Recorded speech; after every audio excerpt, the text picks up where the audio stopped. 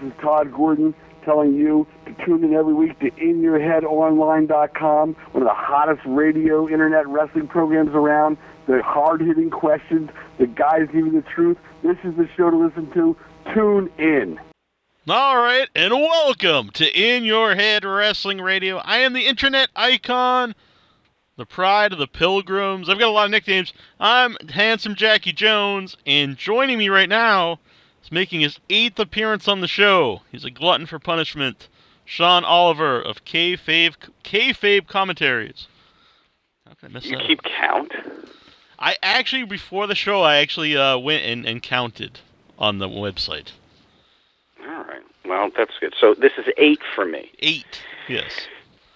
8th time. I'm sure I've outlasted many of your guests, right? I mean, what's the average? Some people have been on 3 or 4. I think the closest is Sid Vicious, been on many times, and Larry Zbyszko. You must have caught him in the softball off season. Sid's always been very good to us. He comes on all the time, and he always shows up. And even when we've had people who couldn't show up, he would call in at the last minute and come on the show. So I have nothing bad to say about Sid. Well, good for you. Yeah. Good for you. Have you ever tried to have Sid on the? Yeah, we did. We had him booked for a show, and wouldn't you know it, he lost his wallet at the airport and didn't get on the plane. Oh, that's bad times. Yeah. It actually was for, I'm trying to remember what the convention was he was coming out for. I think it was one of the ones over in Queens, New York, and we had him scheduled for a Breaking Kayfabe, actually. Yeah, that's bad. Maybe the trick is not to pay him. Well, we didn't. Well, I meant not offer money to be on the show. Oh, yeah, take your tactic. Yeah, all right, maybe I'm going to try that next time. Yeah. I think he's just afraid of you, Jack. I don't blame him. He's a very powerful man. You're a bit of an imposing figure. Uh-huh. My doctor recently, I don't know if you, I was in the hospital pretty much all summer with various surgeries and bleeding to death and things.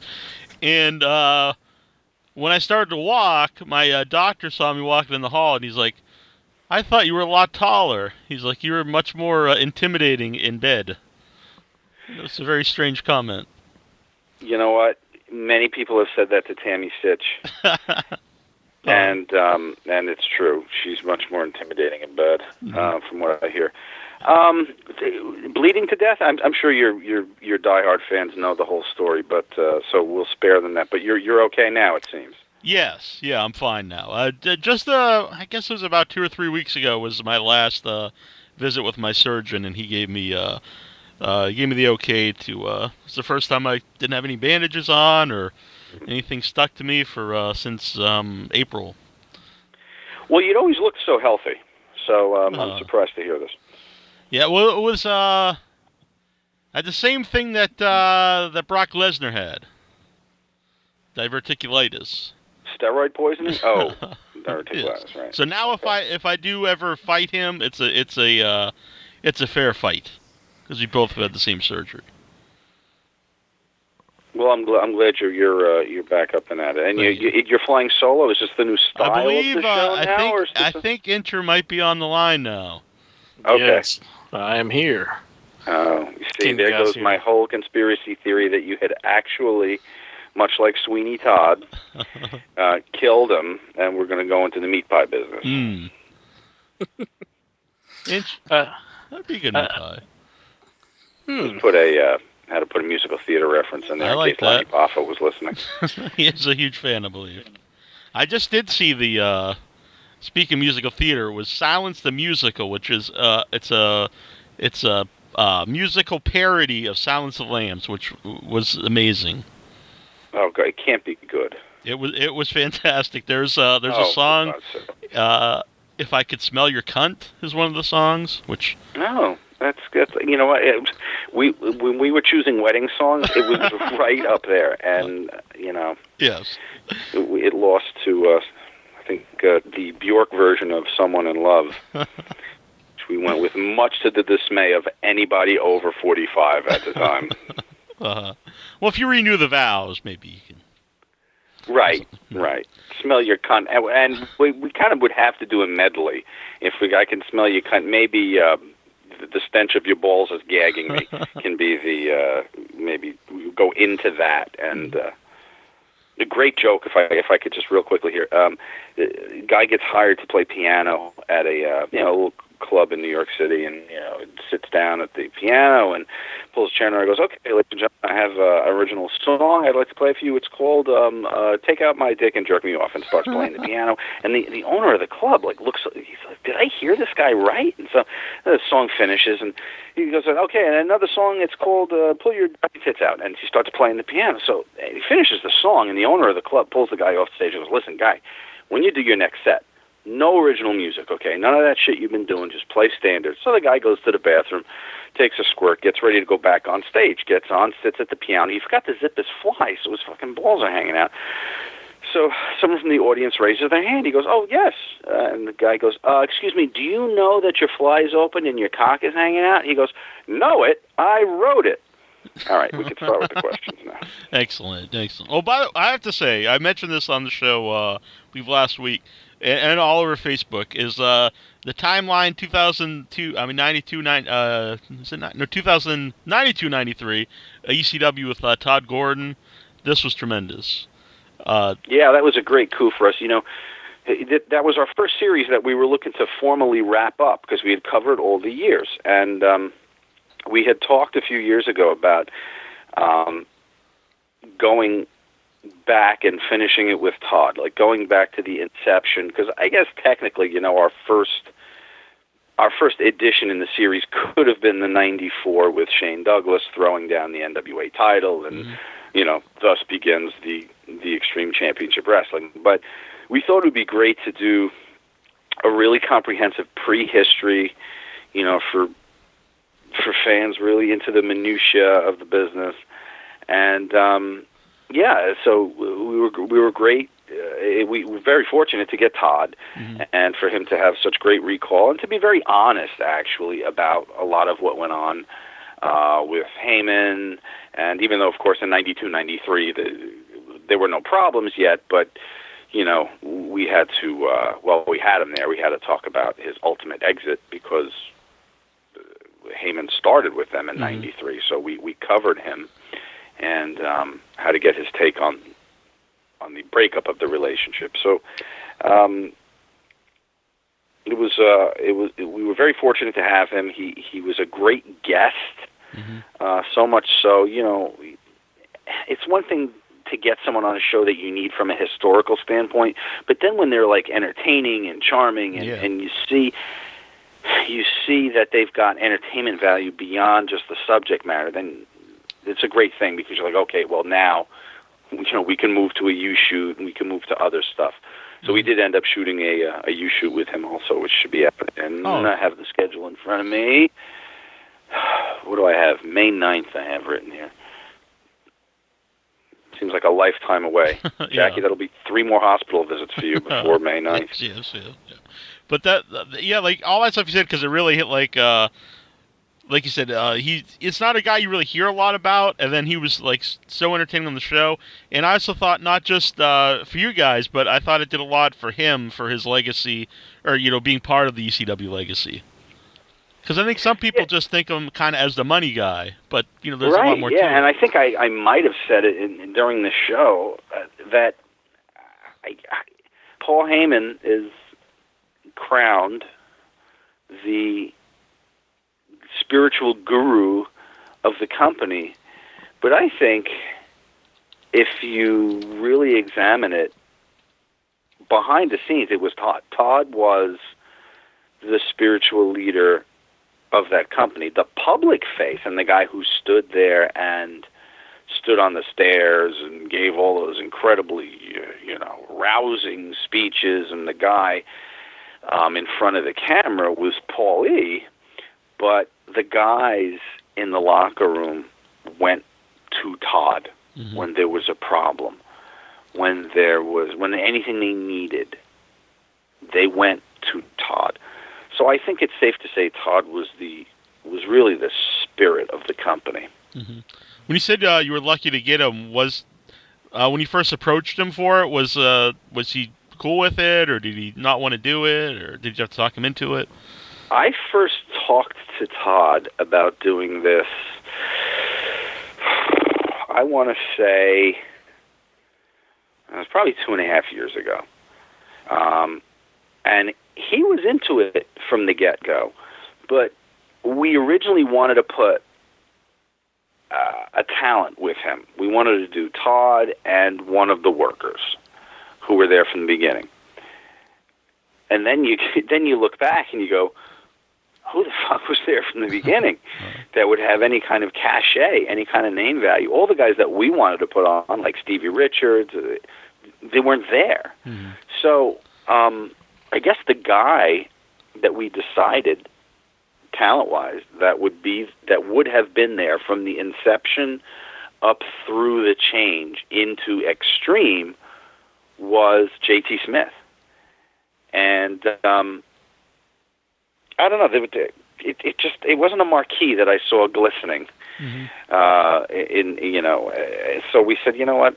Let's just do it with Todd. Let's take it completely from the genesis of the company and just take it from that office point of view. Mm-hmm. And it worked out for the best.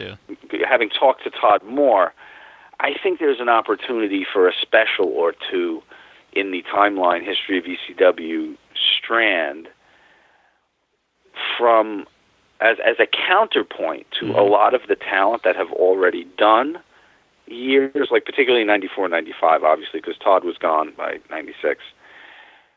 But I think there's an opportunity for Todd to do a couple of those years as an office point of view.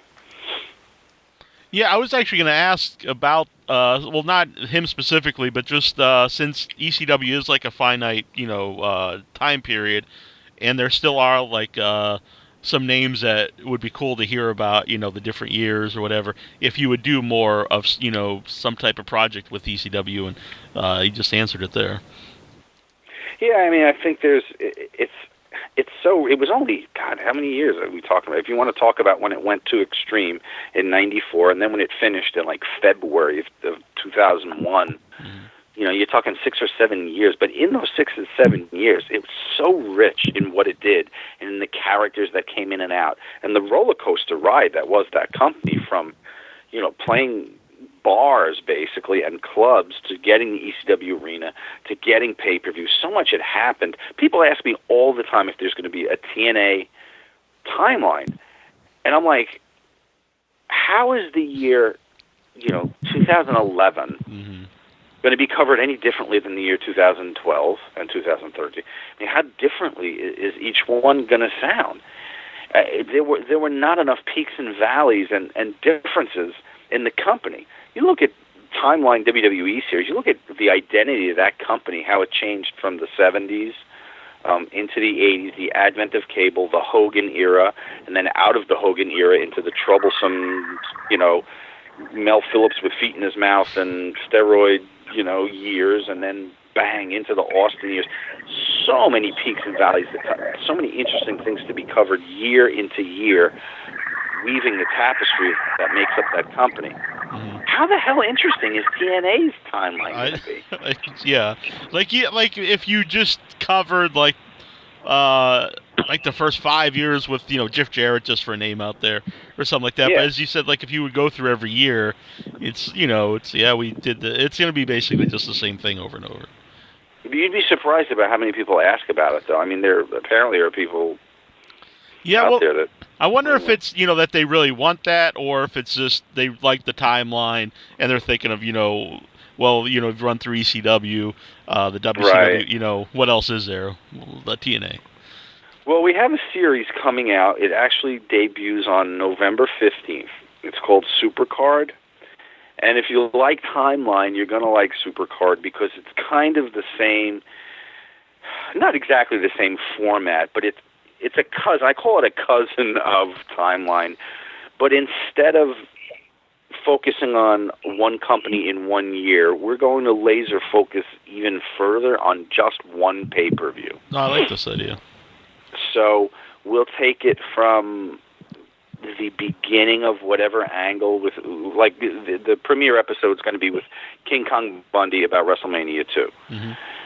So we'll take the whole angle with Hogan. We take Bundy coming into the company shortly before that, and kind of everything they had him do, because this run was right when he came in. He didn't even realize it when we were doing the interview, but I said to him, do you realize the goddamn charmed life you had, the charmed year you had? You came into the company, you got a win at the first WrestleMania, setting a record against S.D. Jones. So you set a company record at the first WrestleMania. Your first major angle is you and John Studd crippling Andre the Giant, and then you're main eventing with Hogan in WrestleMania 2. Do you realize the fucking first year you had? He's like, no, I guess I really didn't when I was going through it. So anyway, so that's the series. People I know are fans of timeline format. It'll be very much the same thing, but we cover everything there is possibly to know about a supercard. Every match on the card we discussed, from attendance to what the building was like, when did the guys get into town, what is there to do in that city, all the minutia that surrounds. It should be the definitive reliving of a supercard.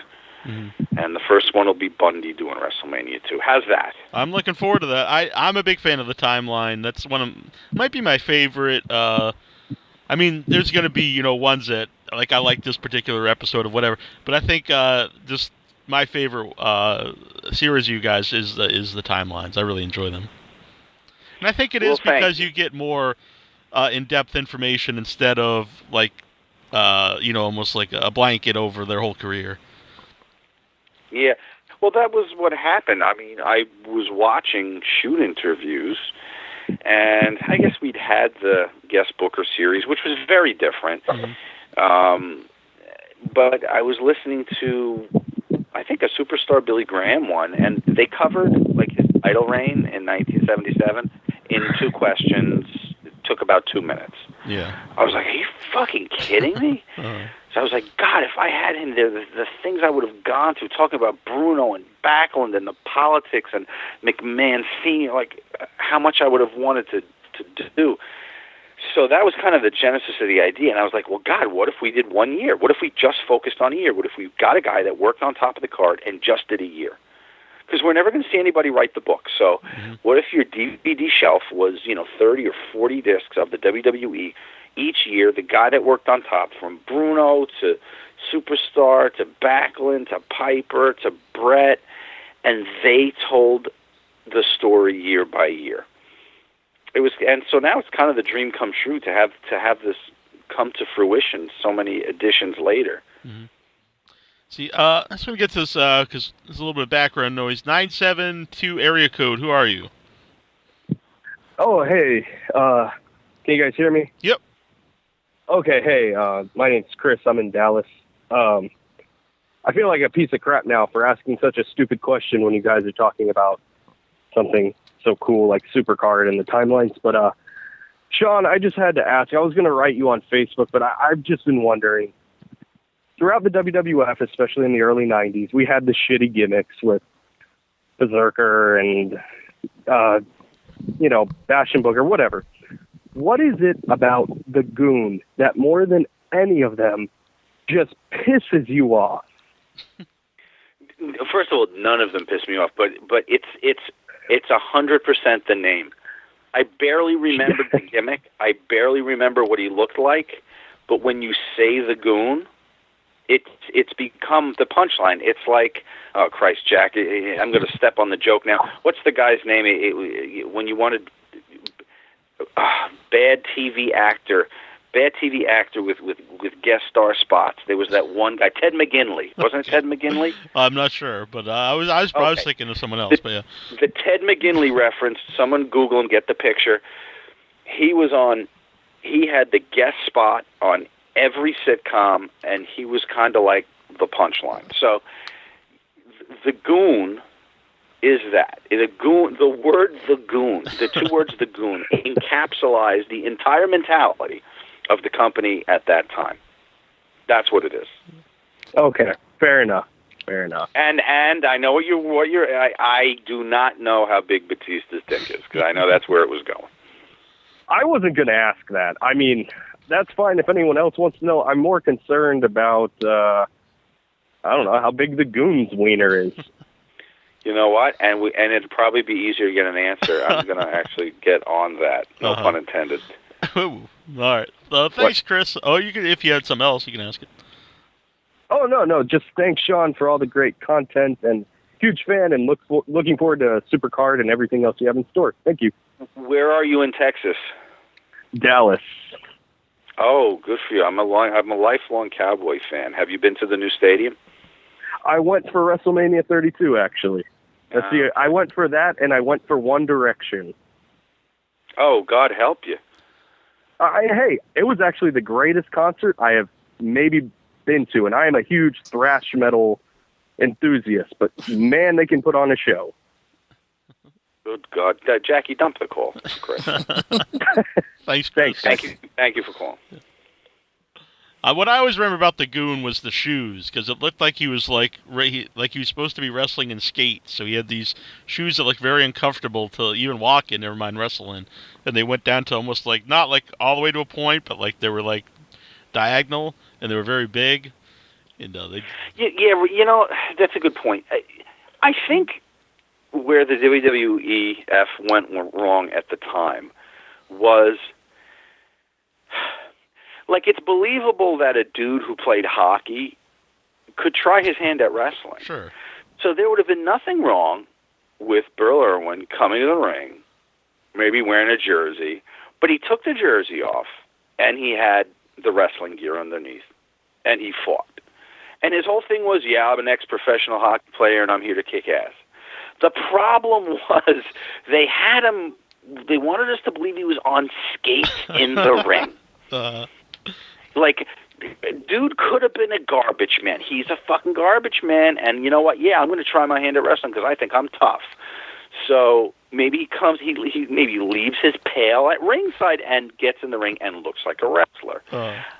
They wanted the guys to be the occupation in the ring, which I guess is what made it ultimately ridiculous. It was ridiculous to start with, but ultimately ridiculous. Yeah. But, you know, like the ridiculous or like the low-end guys of that era, like, I always remember them, and you do too, obviously, you talk about the Goon, but I don't think I'll remember a lot of them from the last 5 years or so.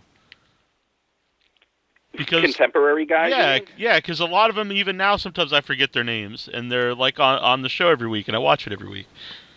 But the problem is not that they don't, that they're not Mantar. The problem is that they're completely generic anyway. Mm-hmm. They could maybe be a wrestler or, maybe a baseball player or, I don't know, maybe this guy is a competitive arm wrestler. There's nothing about them that screams professional wrestler. Like back in the day, when you walked into a locker room and you walked past Afa and Sika and you walked past Jimmy Snuka and past Andre the Giant and walked past Kamala and walked past Tony Atlas. I mean, Jesus Christ, where am I? Where would you be other than in a locker room in a professional wrestling outfit?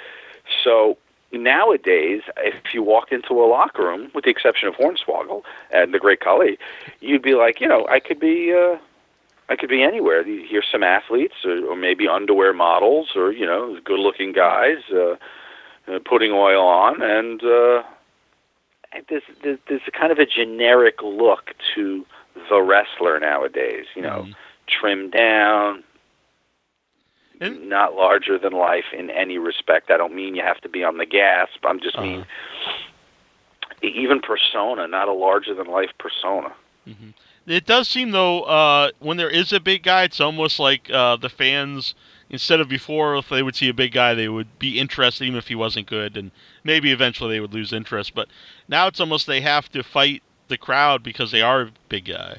It's like the crowd automatically wants to dislike them. Well, but not only that, you can't come in, do something for 4, 5, 6 months, have some success, and then disappear for a while because there's nowhere else to go. Mm-hmm. They put these guys on a contract, and you've got to use them every week, or you're paying someone not to show up. So there's that. You can't send someone to Portland anymore. So there's that pressure to have to constantly use them. And Jesus, isn't everybody at about a 500 win-loss record? Yeah, they're all interchangeable, and yeah. Yeah, the results cease to matter. So much ceases to matter. It's just a different thing now. And I'm sitting here like Jim Cornette or something, I guess. But you've got to accept that it's a completely different animal. You can't judge it according to the tenets of the things that made it special, even 10 years ago or 15 years ago, and certainly anything before that. You've got to look at it for what it is today. It's really it's an action movie is what it is. There's no real emotion to it other than wow, look at how big that explosion was. There's no passion. No one's angry anymore. I had dinner with Tully Blanchard a couple of weeks ago, and I said, did it ever bother you how many people fucking hated you? Like, you're walking through life largely hated by everyone around you. Has to take a toll on you. But in the discussion, I was very cognizant of the fact that nobody hates anyone today. Yeah. We've got bad guys, quote unquote, heels, that are not hated. Mm-hmm. Fuck is that? Hey, how's that recipe going to come out? What's weird is it was The Walking Dead season premiere was the other night, and people are just going crazy about it on social media. Like, they're really upset, like they're emotional, like they've been destroyed because their favorite characters get killed. And just today I was reading, I was talking about it on my horror site. Is there's people that at the conventions that are telling people to spit in the actor's face who plays Negan, who killed the characters they like. And it was so much like what wrestling used to be, that like they hate this guy so much that they're going to go spit in the actor's face. And I was like, so even though they have to know it's not real because they know he's an actor, so I don't think it's necessary that, that people know wrestling isn't real now, because you could still emotionally get invested in it, but it's just not being portrayed in a way to do so. No, people were still pissed off when they knew wrestling was fake. People hated Roddy Piper in 1985, but, the cat was already out of the bag. Everyone knew it was bullshit, But people were still able to suspend disbelief long enough to lose themselves in it, like a good movie or a good TV show, and get really pissed off and say, oh, I hope that guy gets his ass handed to him. You're watching a movie. You're sitting in the theater. It's Bruce Willis and Bill Duke. Just tried to find the most obscure reference I could. But we can still get really pissed off and hope that we see somebody go down hard. But no more in wrestling, and I think it's because there's so much. We see the talent outside of the character so much now that it's completely not believable. I mean, they're on a zillion talk shows. They're on the Kayfabe Commentaries Network. I mean, WWE Network. And we see them outside of their persona so much that their persona has ceased to mean anything. Even in the chants, it's no longer like where they're cheering, or booing the bad guy. It's this is awesome, or you deserve this, or it's about just these people that are about just seeing them, their performance, as opposed to like actually being, hating the bad guy or wanting to see the good guy win. Yeah, it's become a rock concert and not a contest, or maybe a One Direction concert and no longer a contest. Inchman, you got a question from? There's a lot here in the chat room or on Facebook. I got one from Facebook. Jay Beeferton, he wants to know: do you think that with so many wrestlers having their own podcast and telling all their stories with other wrestlers and etc. Do you think that it'll affect the demand for shoot interviews? Yeah, I don't know if it's going to affect the demand for what we do because our stuff is formatted and very specific in what we deliver. For example, Supercard or Timelines, they're a very specific format. The podcasts, what I think they will do, and it's unfortunate, is they're going to devalue the particular legend or the particular talent that's on the show in the marketplace. I've had discussions with a lot of the guys about the fact that you can't go on to a podcast and give your shit away for free for 2 hours. You can't. Selfishly, I say that because, of course, you're competing with our product in a way. Mm-hmm. But for yourself, for your own protection, your legacy now and what you did in the ring 20 and 30 years ago, that's what your product is now. That's what you've got to monetize. You're not wrestling anymore. That's got to get you through the next however many years of life. So you can't go give it away. You've got to protect it. You've either got to make people pay for it, or just make yourself scarce. Do a half hour, you know? Mm-hmm. That's what I thought, actually, when you brought up Bundy, because Bundy is very rare to do any interviews. So he's really smart. Yeah. He's smart. He's protecting his legacy, and he'll be the one to tell it when he wants and how he wants. And what I think the podcast proliferation is going to do, which is frustrating, is it creates a lot of noise. Of all of the wrestling podcasts that are out there, they're not all going to make it, and many of these guys, whoever they are, they're going to run out of gas because you've got to be able to do something a little differently. You can't just ask the questions that have been asked 100 times already. Mm-hmm. So we're going to see these start to fall off. But in the meantime, everyone and their grandmother has one, and they're all fighting for the same market share, and it just creates a lot of noise and a lot of distraction.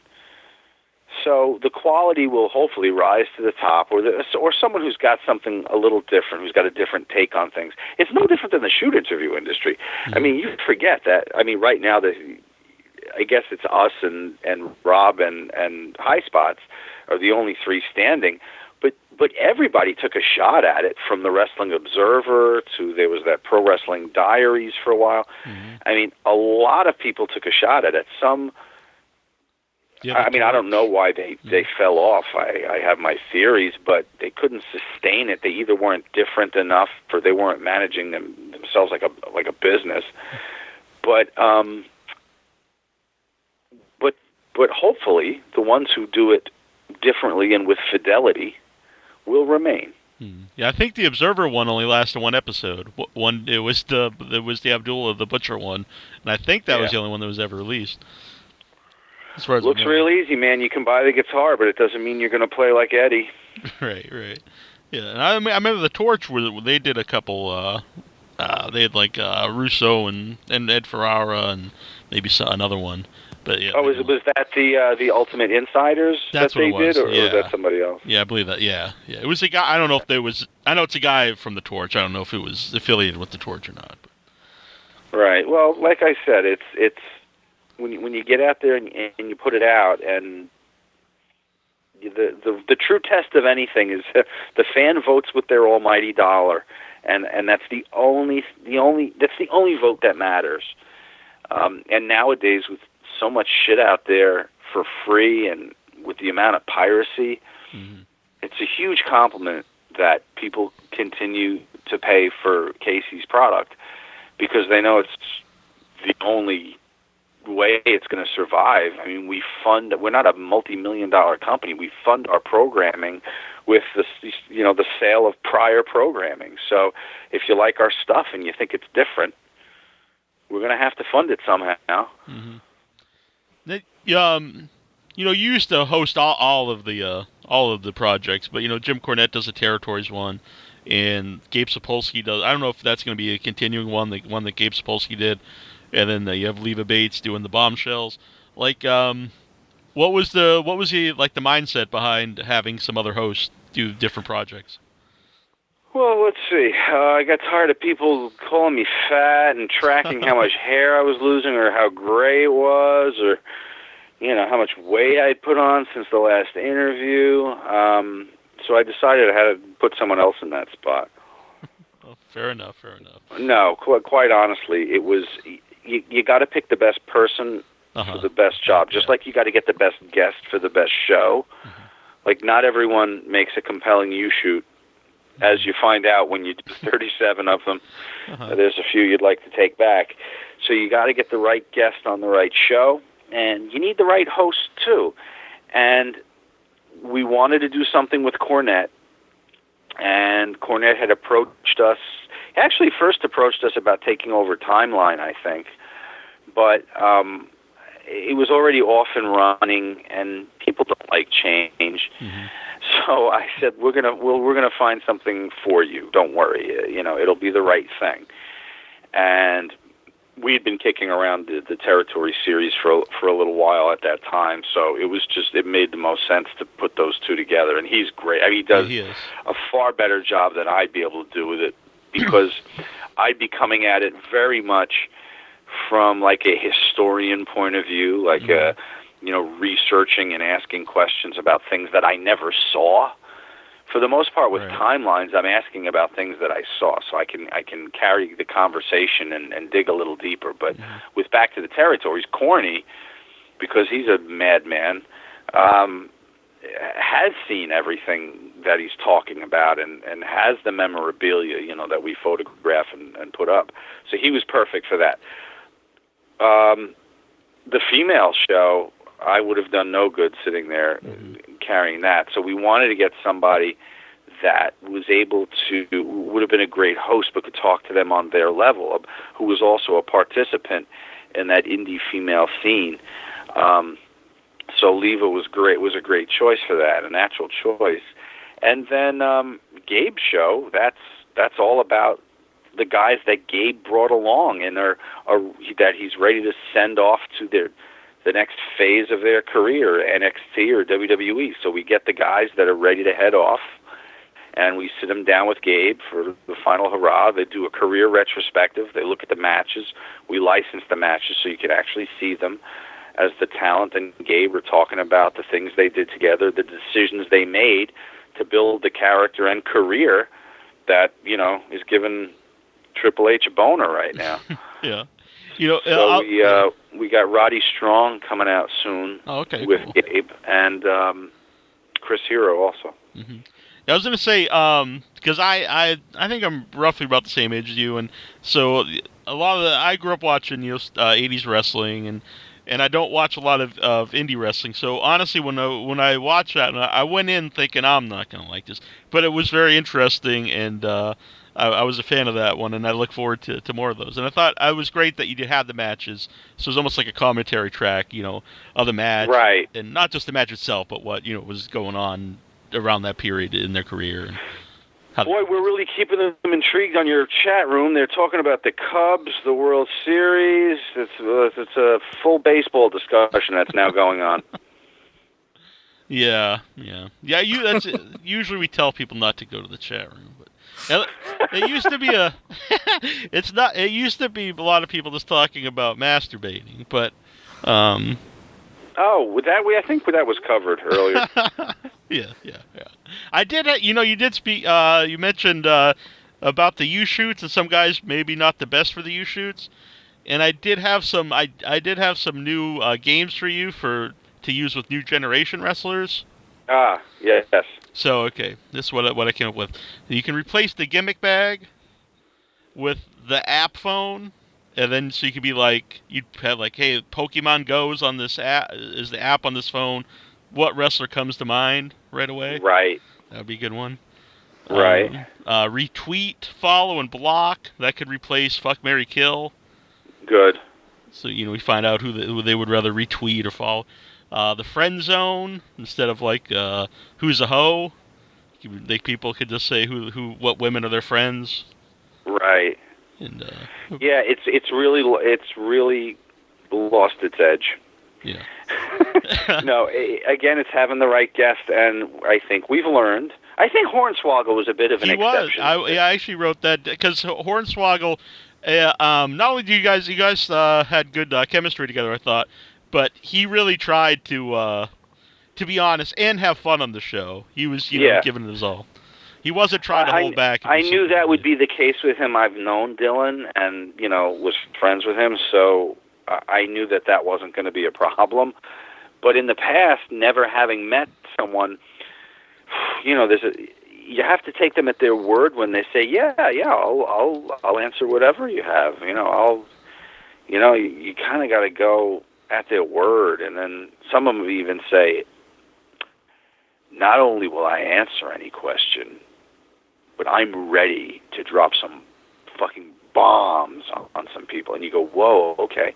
And then you turn on the camera, you turn on the lights, and everybody's cool. Yeah, he was cool. Mm-hmm. She's great. She's like a sister. Oh, he was great. He was great to me. Great to me. He might have been a dick to other people, but he was great to me. Yeah. And then I sit there and, you know that feeling when your testicles start to retract into your body like a turtle's head? Mm-hmm. That starts to happen sometimes. And then I've got to do something. So that's sometimes when I get weird on those shows and I throw out something to smack them across the face with. It's a tough thing. You've got to... And it's a lesson we learned. You've got to learn from it. Mm-hmm. And I thought Alberto's was okay because I think he wasn't supposed to, but he went right into that whole... I think he had done an interview prior, where he wasn't allowed to talk about the incident where he hit that guy. Yeah. And then on our show, he gave the whole story. So I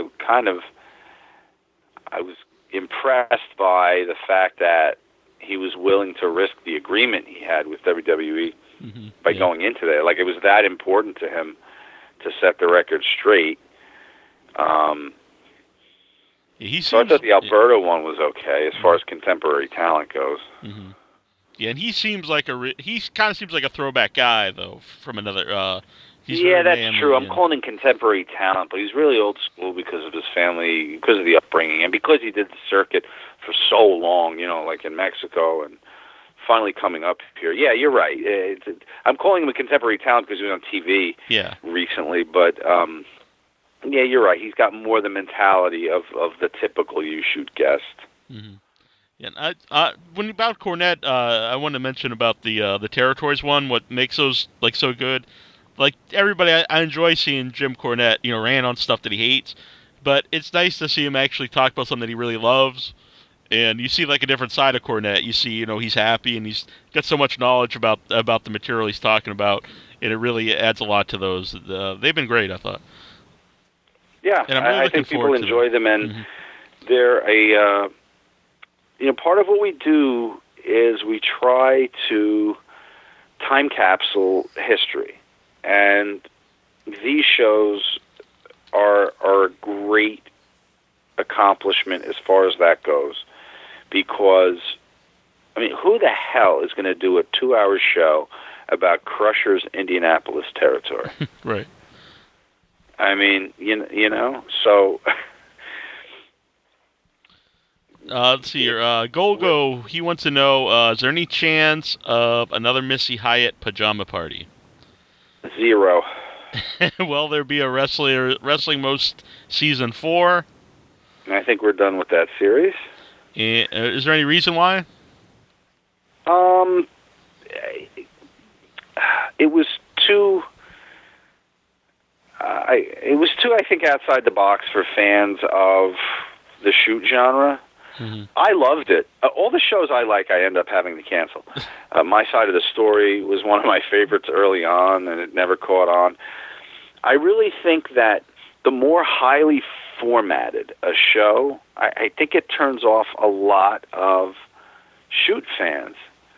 I think they want real drill down. They either want real drill down into history, or they want crash and burn shooting on people on a use shoot.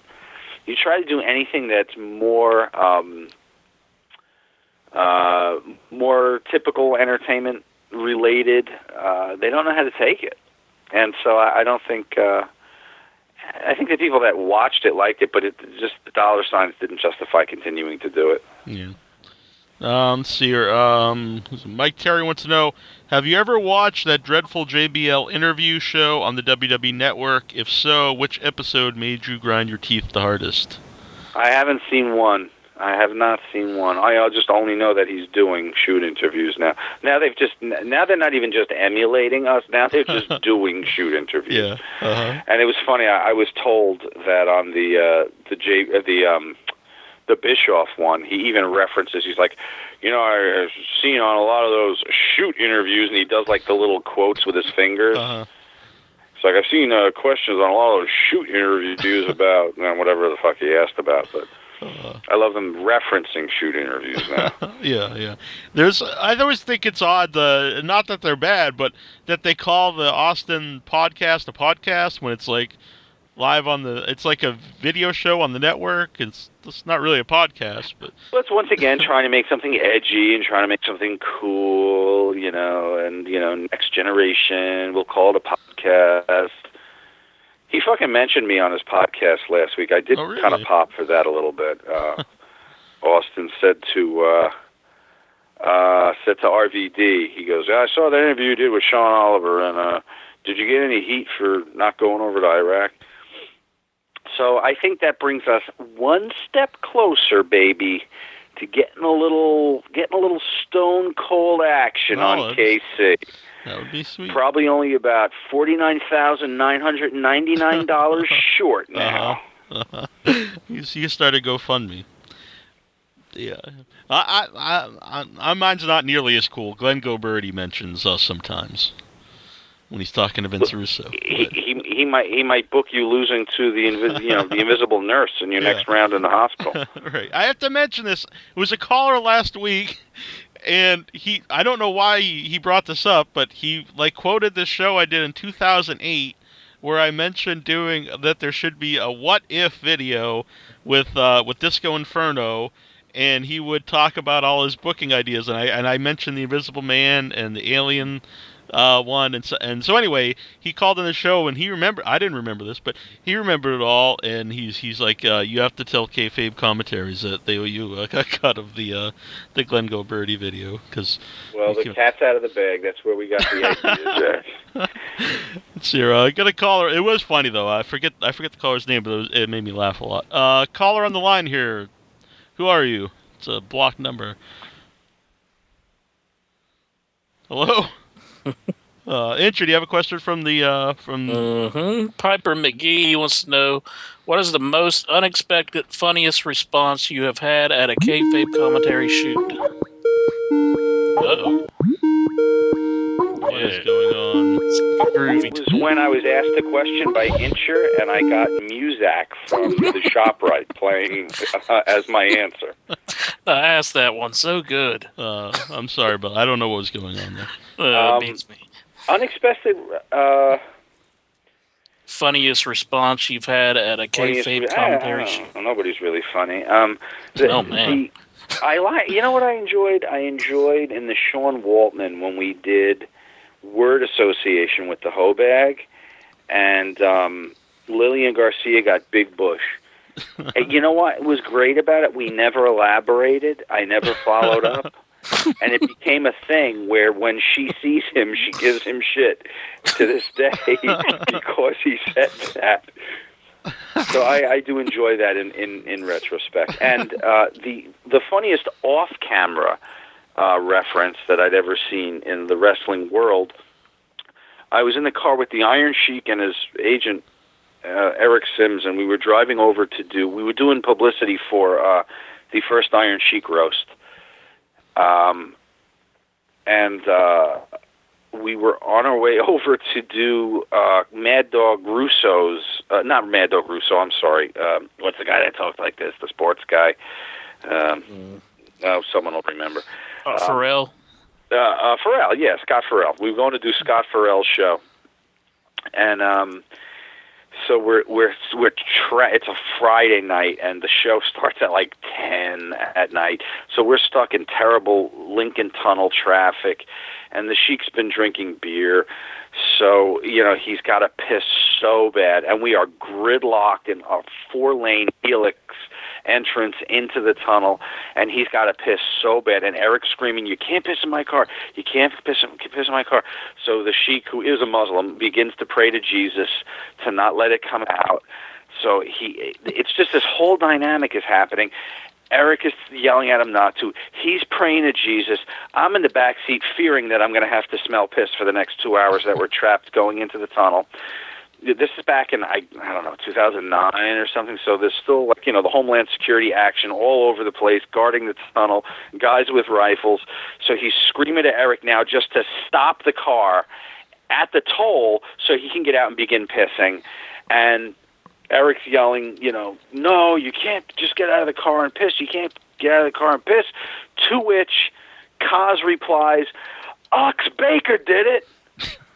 And with, again, no elaboration. So I said, I'm going to now adopt that as my kind of diversion response to anybody who's asking me to do, who's not allowing me to do something. I'm just going to scream, "Ox Baker did it," because that kind of ends the argument right there.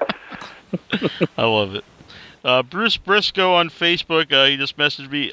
Has there been any series idea that was just too ridiculous to do that was pitched to you? Yeah, so many of them. And what we do is we kind of, me and Anthony, you can't charge you can't charge someone $20 for a DVD or like $15 for an on-demand, unless there's something of real quantitative substance there, okay? And I think all of our shows across the board give you a lot of entertainment value. It's packed with writing and preparation and all that. Now, there's a ton of stuff that we always come up with that we go, we can't fucking ask somebody to pay for this.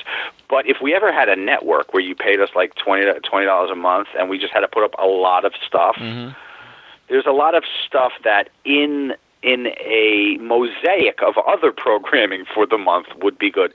Like, for example, we always spending the day with Paul Orndorff. Like you get a haircut, and like you go to the supermarket with them. Like with the right person, that could have such an oddball appeal. So like shows like that and shit like that we always talk about. That we really couldn't ask somebody to buy an entire disc of Paul Orndorff shopping, but 25 minutes of it, in the course of 3 or 4 releases in a month that you're already paying the $20 for. Sure. I think it works. Yeah, I like that idea, actually. And would you ever do that? Would you rather have like the Kayfabe Commentary Network? Right now, a lot of people ask us, right now it does not, we don't produce enough content to justify charging someone like $20 to $25 a month, because we do like every 3 weeks or 3 to 4 weeks we have a new release. So that there are months where you may get one new release. I'm asking you to pay, and you might not like it. You might not like that series. That month's release may be, the Breaking Kayfabe. And if you're not a fan of Breaking Kayfabe, you shouldn't have to fucking pay for it. So right now, with the amount of content we produce, I'm much more comfortable asking people to buy a la carte. You buy what you want, You like the series, you like the show, you buy it. You're not going to be charged that month for a subscription. A subscription model doesn't work for us right now. We just are not producing enough stuff. Yeah. Rich is on the line. Rich, you have a question? I do. How are you doing tonight? I'm okay, Rich. How are you? Good. I got a couple questions because I like shoots. My other things, actually, I'd rather watch shoots than the product usually. Anyhow, Who are the guys that you absolutely can guarantee right now will never do a shoot? You have to know by now. Who will never do one? Did you say? Ever? Yep. Guys who will never do a shoot. Do you mean for I don't know if there are any. You mean contemporary talent or retired guys? Anybody. Who's somebody that you've approached? You said, hey, this is what we do. This is how much we pay. This is what we talk about. They said no. Never. I've tried to get Mick Foley a bunch of times. Who won't? He's just not interested.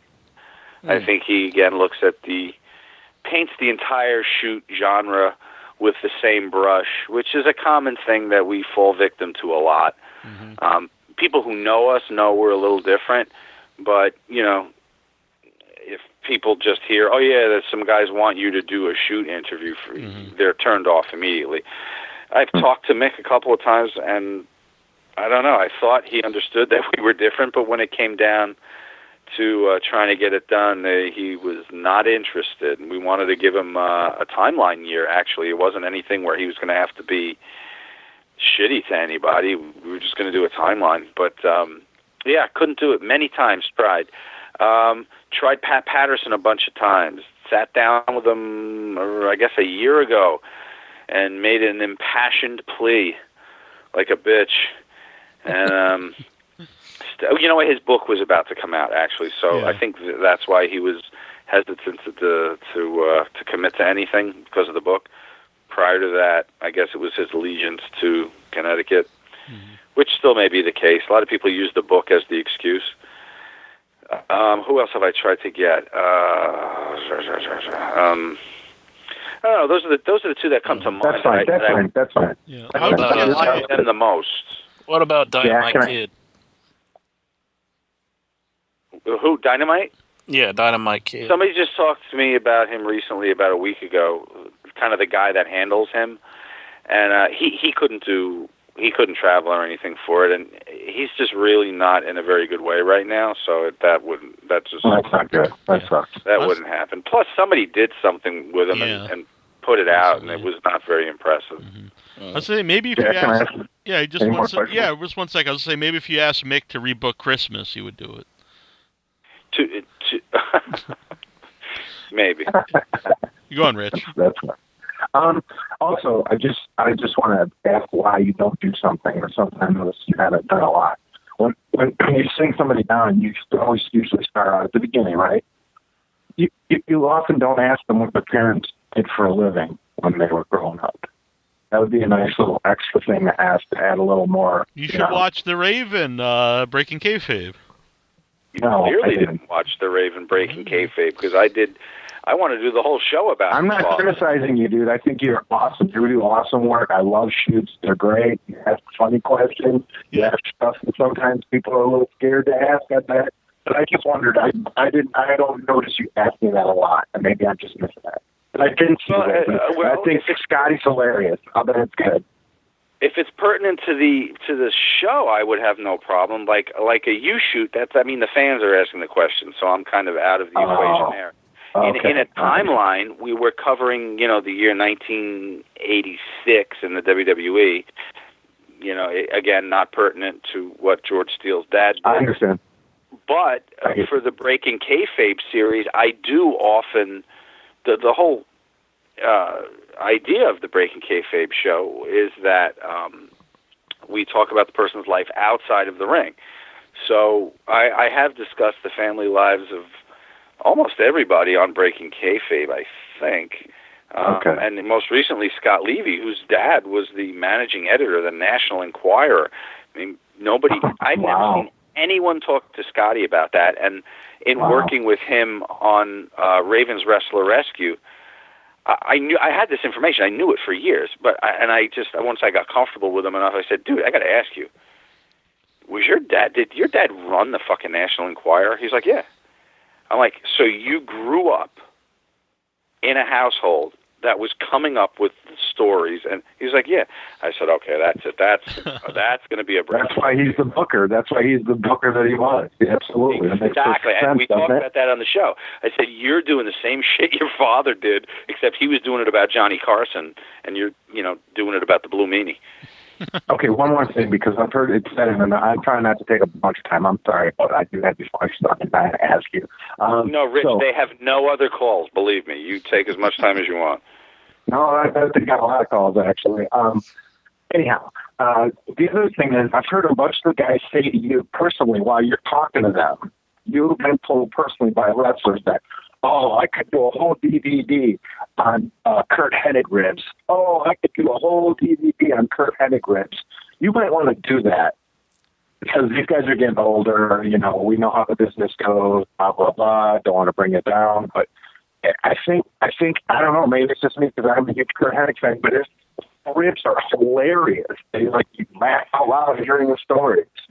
Well, we did talk about, and this may fall into that bucket of shows that wouldn't be able to sustain a $20 DVD release, but maybe would be something on a Kayfabe Commentaries network someday. We wanted to go down to Abby's House of Ribs, and we do a round table of people as they eat ribs and talk about the greatest ribs they'd ever seen. I mean, maybe that's a little low. Nice. Probably a delirious moment driving home from mid-Pennsylvania at 3 a.m, something that cracked us up in the car like 2. We should be eating ribs at Abby's House of Ribs, talking about ribs. Is that enough ribs for everybody? And we talked about doing that. But, of course, Abby's House of Ribs is now defunct, as I was sad to learn. I was in Atlanta, and I blocked time out in the middle of my schedule in Atlanta. I had my driver find this fucking place in the middle of nowhere. Upon driving up, there's a sign on the door, a handwritten sign, closed for a few months, maybe we'll be back, or something like that. And I've heard that it's since closed forever, which is unfortunate. Not so much because the restaurant is gone. I heard the food wasn't very good, but we're never going to get the rib show from Abby's House of Ribs, which is really, really the tragedy. Yeah, whatever. Can I ask you what you're working on now? Jack, are you laughing at me because I just want to shut up? Working on very little sleep, and we just had Back to the Territories come out with Terry Funk covering Amarillo. We just shot the premiere episode of Supercard with King Kong Bundy, a brand new series, which I talked about earlier. He covers WrestleMania 2 in depth. Is he real heavy still, or does he lost that weight? What's that? I didn't hear you. Yeah, what I was didn't the hear question? you either, Rich. Nope, he hung up. We lose Rich? Okay. Yeah. And what else are we working on? Just shot Timeline, the History of WCW 1987 with Tully Blanchard. Sweet. Good stuff. Yeah, I'm looking. Huge Tully Blanchard fan. We have him. Not 8 times, but he's been on the show many times. But yeah, and the Terry Funk one, that's definite for me. That's one of my favorite guys of all time, and that's got to be great. He was great. He and Corny. Funk's a great storyteller too, and Funk's very funny. Yeah. In a very unintentional way sometimes. So him with Cornette, you be the judge. I think it's a great chemistry. It was about 3 a.m. too, so they were both completely punchy, and they were giggling like schoolgirls at a few points throughout the show, which I was extremely amused at. One of the most dangerous men in the world, and the most hateable foul-mouthed manager sitting there giggling at each other. It was kind of amusing. Yeah.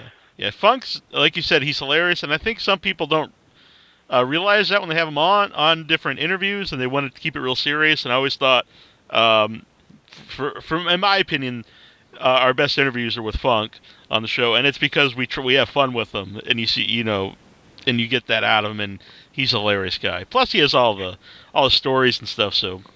The thing fans would like the most about our company is the thing they'll never see, unfortunately, and it's sometimes situations that evolve surrounding our shoots. they've got nothing to do with what's going on camera and nothing to do with the topic or the series, but it's just it's an impression of. I guess the Ox Baker story is a good example of it. Terry Funk comes to mind because the last time Terry was here, the time he shot the Cornette show, they booked him full of stuff that weekend, and I kept running into Terry at different wrestling events throughout the weekend, and Terry had no idea when he was leaving, how he was getting home, and nobody had information on it. So it was just one of those funny things that every time I'd see Terry, he'd be like the first time he saw me, he'd be like, "Hey, listen, does anybody have any idea when the hell I'm going home?" And I was like, "Terry, I didn't bring you out. I really don't know." And then he'd be like, "Okay." And he's not ribbing either. He was like, "What's today?" And I was like, "Today's Saturday." He goes, "All right, am I leaving Sunday or Monday?" So throughout the weekend, every 7 or 8 hours when I ran into Terry, he was either with me or I ran into him with somebody else trying to figure out how he was going home. See, no one's ever going to see that. Yeah. That, to me, is the most, clearly not to you because you've just fallen asleep on me. No, but that's the most entertaining stuff that I think. When we were about to start the Superstar Billy Graham edition of Timeline, we were sitting in the room waiting, and he was going to be brought to us. And when we've never met the talent before, and we've not had any time to sit down outside of the lights and the cameras, and talk about how the interview is going to go, and for me to really get to know the person, and honestly to get the person to trust me. You'll be able to tell the interviews where I've not met the person yet, because it starts with them leaning back in their chair with their arms folded, and then eventually we're laughing together. The Todd Gordon's a good example. Once they get to trust me, then things change. But so we're sitting in the room, we're waiting for Superstar Graham, who I'd not met yet at that point, or maybe just said a quick hello to earlier in the day. So, and now we hear an entourage on the way down the hall. And the most terrifying thing on a makeshift set like this is when anything is going to disturb the chi that you have tried to create. He walks in, he's exhausted. Someone is carrying a fan, not an electric fan. Someone's walking with. He might have been wiping himself down with a towel. There's a photographer with him. An entire circus walks into the room, and there's that moment where me and everybody in the set goes, "Oh my God, what is going to happen for the next 2 hours here?" When he sits down in the chair and they begin to position the fan, and now we got to be like, okay, it's on camera, the giant fan. Okay, the giant fan is now loud. We've got to do something about that person who's in charge of the fan. So moments like that, I think, are what fans should see about the company. Yeah. I don't think you ever do this. You ever put, do you save some of that stuff? Or if I don't know, maybe you don't even have it on video, but do you ever put like little Easter eggs or extras on the end of the DVDs? We put, I think we only did one Easter egg. At the end of New Jack's U-Shoot, we were shooting Cornette's first show with us, guest booker. And during the show, New Jack knocked on the door and walked in, and I guess there was a ton of heat between the gangsters, well, specifically New Jack and Cornette from the Smoky Mountain days. And so he walked in, and they hashed it out. And we don't cut the cameras ever, if we can help it. Throughout a show, we'll just edit out stuff. So we had all that, and we put that at the end of New Jack's. I believe it was New Jack's U-Shoot. Is him crashing the set of Cornette's guest booker. Right. He walks in singing "Why Can't We Be Friends." I remember this now. Yeah. Yeah. I have one more question. Was will we see any more of the Wrestler's Rescue? We have one more. How many are out? 2 are out. We have one more in the can right now, where he makes over a kid's David Bowie had just died, so he makes him over as Ziggy Stardust. And sends him to the ring to... it's very amusing. And so that's all we have on it. We actually are just trying to initiate talks now with a possible outlet for a few of our shows, that being one of them, which would be outside of the traditional Kayfabe Commentaries outlet. It would be on another platform. Oh, so interesting. Hopefully if they decide to run with that, we'll have some more. Oh, cool. Maybe Netflix or... No, it's something with a sports theme. Oh, cool. It's interesting. I like those. They're definitely different, but I like the tag team one. The Dr. Acula one was just fun because I get a kick out of Raven. Just clearly not thinking this gimmick could ever work, but it made me laugh watching it. Raven gets a kick out of Raven too. I got to tell you. Yeah. Instagram. I know there's a lot on the Facebook, but pick one more good one. We got one from Jujubee. I'm sure this has never happened, but do you think that anyone has lied to you about something during an interview? Not a wrestler. Come on. Well, that's part of the beauty of the world in which, the waters in which we swim. If I had a show where I had to sit down and interview accountants for 2 hours, I don't know the entertainment value there. If I had to sit down and talk to shopkeepers, I don't know the entertainment value there. But I'm talking to professional wrestlers in all their color, and that's what makes it great. I very rarely going to call someone on something. If it's an entertaining story and you're talking about Ox Baker, you washing his dick in the sink, I'm going to let you roll just because the image alone is good. Oh, here's another one that we had, Jackie, that would not work for a DVD, but would was Ox Baker washing his dick in a no? Okay, go. That would certainly work for the network. We're going to call it Ox in a Box, and we lock Ox Baker in his hotel room for 24 hours straight, and we just rig it with cameras, and he's alone, and it's like a live feed for 24 hours of Ox in the room, Ox in a Box. That's amazing. I was beat up by Ox Baker not too long. It was not too long. It was right before he passed away, but he was still. Well, I was going to say, I think if it was any time in the last 10 years, my money would have been on you, Jackie. Mm-hmm. Yeah. But yeah, Ox Baker's a man, and it is too bad that we did not get to see Ox in a Box. It's a sad time. Yeah, listen, could still happen. You'll probably see it next month in an animated version on WWE Network. Oh, I heard that they're doing.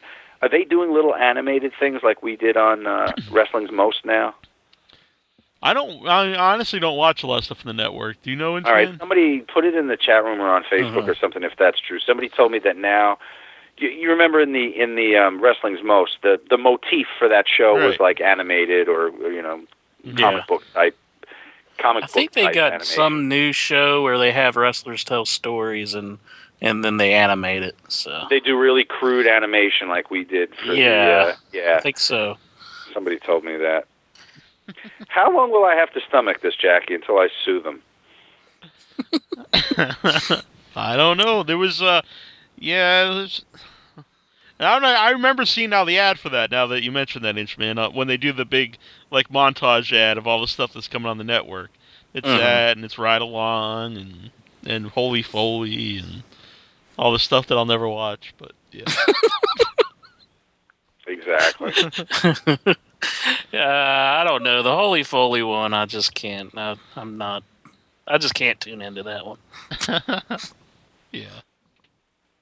But, well, I'm not supposed to say this on the air, so I won't say it. But say it. I know at conventions when you book Mick Foley and this is at horror conventions, you have to agree to two things. You have to also book Noelle and give her a guarantee, and which is great, a guarantee, and you also have to agree to give him a panel about Christmas. Even if it's a horror convention in like August. Well, there have been a few. You know, Jackie, it wouldn't be an in your head interview unless we talked a little bit about horror. There have been some Christmas themed horror films. Yeah, I actually brought that up to Mick, and he seemed very mad about it. And then he ended the interview. He ended the interview like in about a couple minutes after I brought those up. That's so douchey. It is. Mm-hmm. But I remember when I believe the first one might have been Silent Night, Deadly Night, right? That's the one that people remember the most because it's got a great poster art with the axe and coming up. But really, before that, it's there is one before that. Black Christmas. Black Christmas was before it. Yeah. Now, was Santa the Killer in Black Christmas? No. Yeah, I just think it was themed during Christmas. Yeah. Okay, because that I remember. I remember, if I'm not mistaken, I was probably a teenager at the time, but I remember a lot of controversy about the fact that they were making Santa the Killer. Right? Wasn't there a whole upheaval? Oh yeah, and if you watch, it's great. If you go and you can find on YouTube the Siskel and Ebert when that comes out, and they're so mad. Then they do a special show just about it. And they even mention like the directors and like the producers by name. It's almost like they're telling you to like go find these guys and do something to them. Like they're just so angry about it. Mm-hmm. Well, that's crazy because it's the one. You know, they're always talking about how to kill Freddy and how do you finally off Jason. It's the easiest fucking thing because you just tell the kid he's not real and he's gone. He's the only killer that doesn't really exist. Because Santa's fake. Mm-hmm. Exactly. Or so I'm told. Yeah. Spoiler alert. It'd be a great ending. Like I think Foley would he's on a rampage. Run off of this show. Well, fuck him. He didn't want to do timelines, for Christ's sake. Santa Sleigh is one of my favorite. Goldberg as Santa Claus going around killing people. That's pretty awesome. That is a good one. There's elves. Mm-hmm. But Silent Night, Deadly Night, that one's every controversial, and the poster art's just great because it's just Santa coming out of the chimney with like a bloody axe in his hand. It's fantastic. Yeah, I remember that. Mm-hmm. And this a cheap plug over Without Your Head. Actually, just last year, I think it might have been his first podcast interview. We actually had Robert Brian Wilson, who played the Killer Santa Claus in Silent Night, Deadly Night. See, now the fact that, that makes you the god. I really just bow at the altar of Jackie Jones when it comes to horror. Yeah, that's a fantastic one. One last horror question. Herschel Gordon Lewis passed away recently. Do you have any thoughts on Herschel Gordon Lewis films like the great we got Blood Feast or The Wizard of Gore? Now, Blood Feast, I think I just remember the box cover. That was one of those fucking staples of the horror section circa 1985. I don't know that I ever saw it. What were they, 70s? Late 60s? I think because Blood Feast is really like the first like gore movie because he's the godfather of gore. I think it's 60s. Yeah, I don't remember too much of those. I mean, I saw all the American slasher films. I saw the Dario Argento stuff and Fulci. Who was House by the Cemetery? That was Fulci. That was Fulci. Okay. Yeah.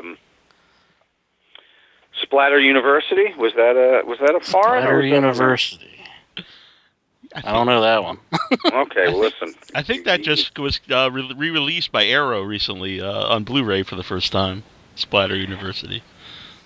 I saw that in a double feature with House by the Cemetery, as a matter of fact. The days of the double feature in those old theaters. Are you doing anything for Halloween now since we brought up Halloween?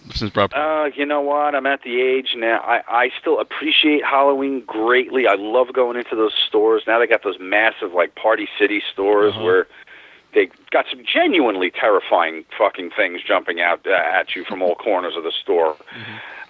It's no longer the cute Party City experience with the rubber masks. I mean, some of these places go all out.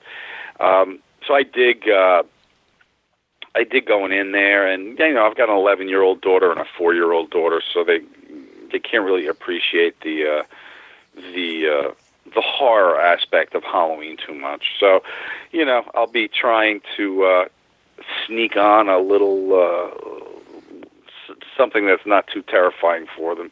Actually, throughout the course of the month, I put on something. I treated my 4-year-old to Anaconda 3 the other night with David Hasselhoff, which even she, by about 20 minutes into it, was on the iPad, so it was the end of that.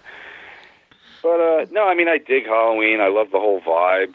The original Halloween film, I will not watch the remake. I think you and I talked about this last time, so I will not belabor the point. I think you said it was good, but I can't. There's too much about the first Halloween that I.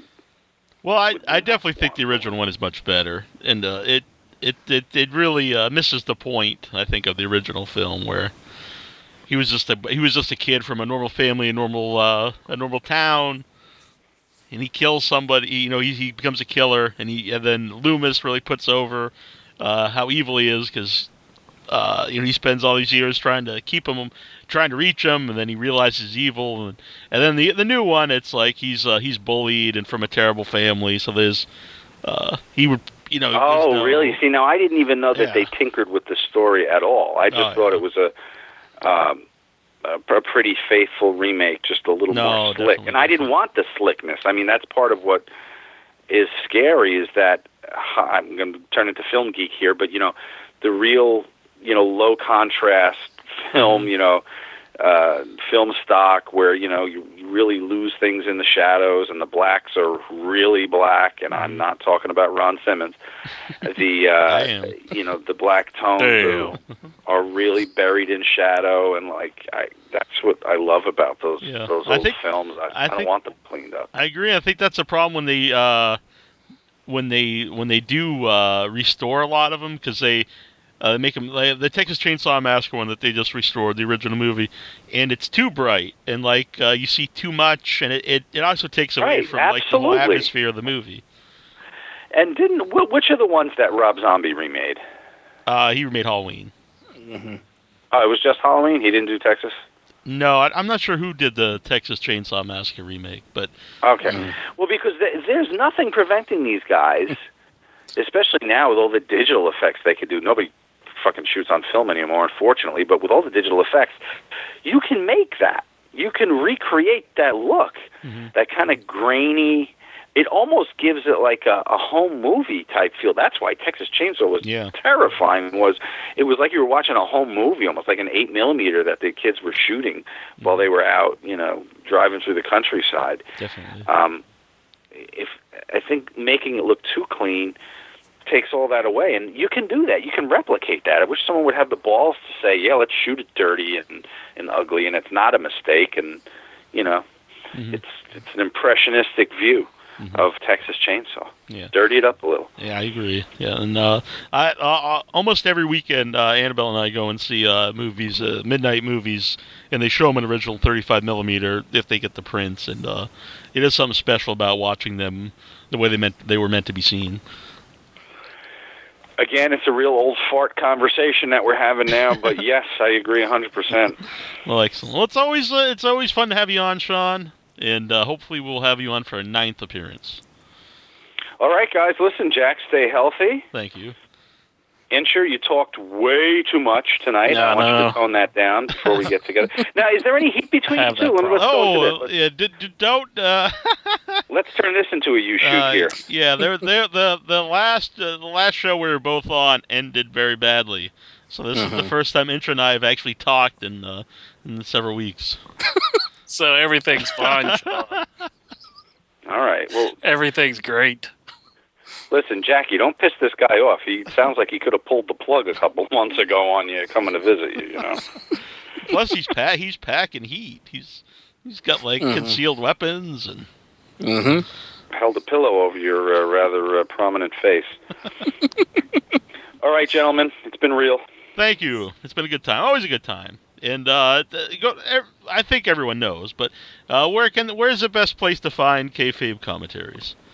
Well, you can go to shootinterviews.com or kayfabecommentaries.com if you can spell it.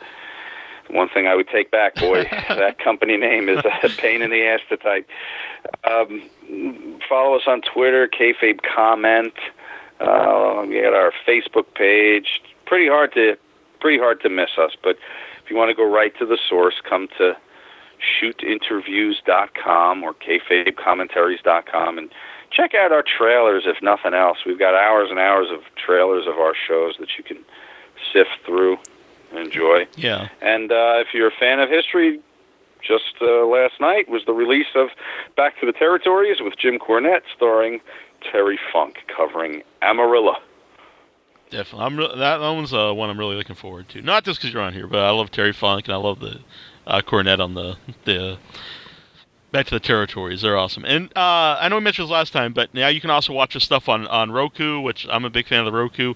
So if you don't want to buy the DVD, you can get them through like wwnl.com or through your website, and you can watch that on the Roku or on your computer.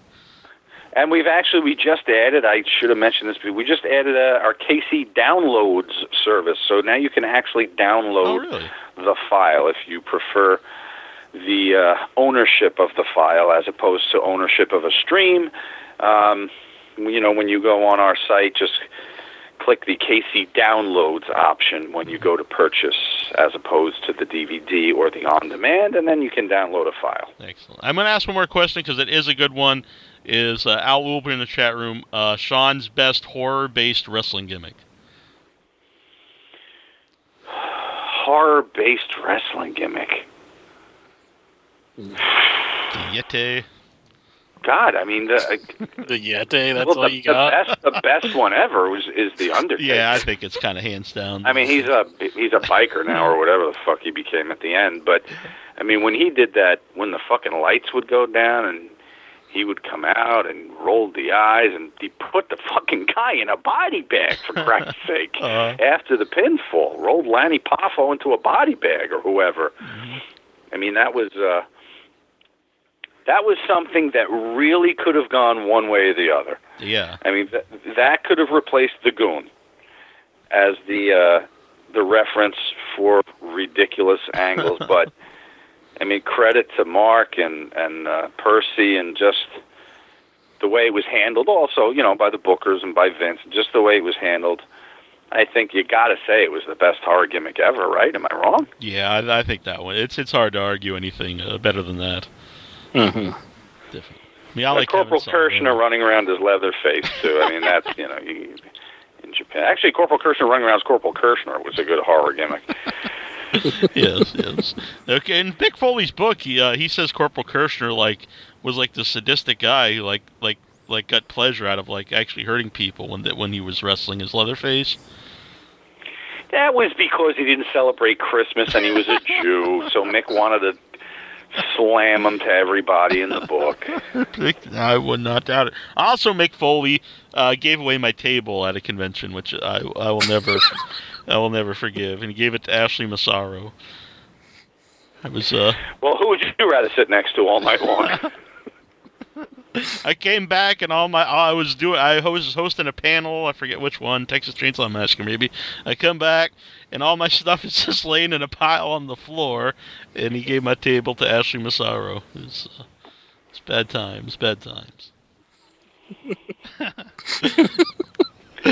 Well, what are your childhood favorites? Part of being a performer is knowing when to get off stage. So I'm going to talk to you guys real soon. All right, excellent. Thank you. Okay, bye-bye. Bye. Hey, this is the Disco Inferno, Glenn Gilberti, former WCW TV champion and Cruiserweight champion and professional VIP wrestling podcast guest, and you're listening to In Your Head.